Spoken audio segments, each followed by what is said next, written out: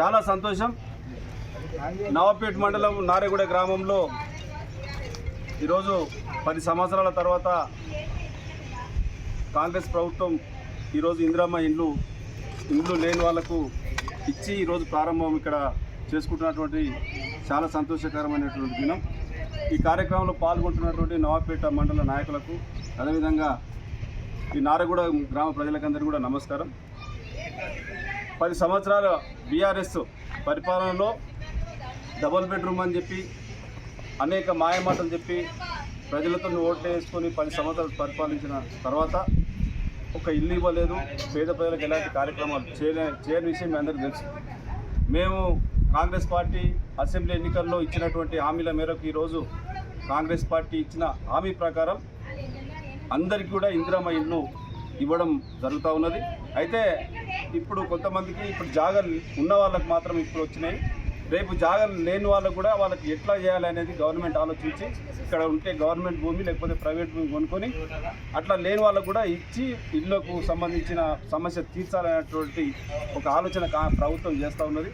కాబట్టి మీరు అందరూ కూడా ఎవరైతే ఈ ఇండ్ల సమస్య ఉన్నదో అందరు కూడా వస్తాయి.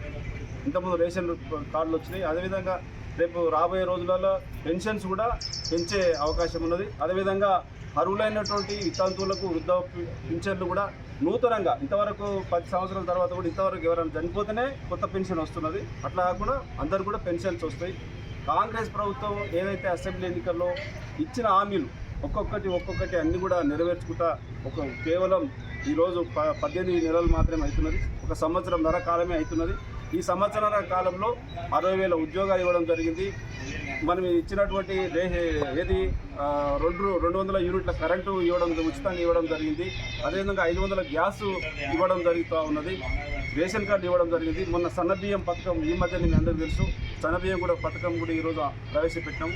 500 రూపాయలు రైతులకు బోనస్ ఇవ్వడం జరుగుతూ ఉన్నది. కాబట్టి ప్రభుత్వం ఏదైతే హామీలు ఇచ్చిందో అన్నీ ఒక్కొక్కటిగా చేసుకుంటూ ఈరోజు ముందుకు పోతా ఉన్నాం. ఈరోజు ఇందిరమ్మ ఇండ్లు ఇక్కడ ప్రారంభించుకోవడం చాలా సంతోషం.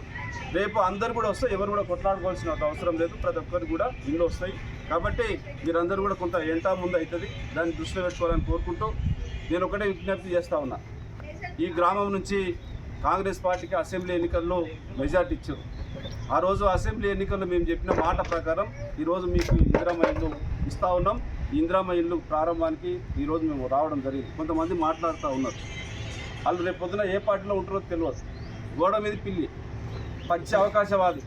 ఈరోజు మీకు ఇండ్లు క్యాన్సిల్ చేస్తాము, బిల్లులు రానియం, అది ఇదని ఏదో మాటలు మాట్లాడుతూ ఉన్నాడు. ఆ తప్పుడు మాటలు.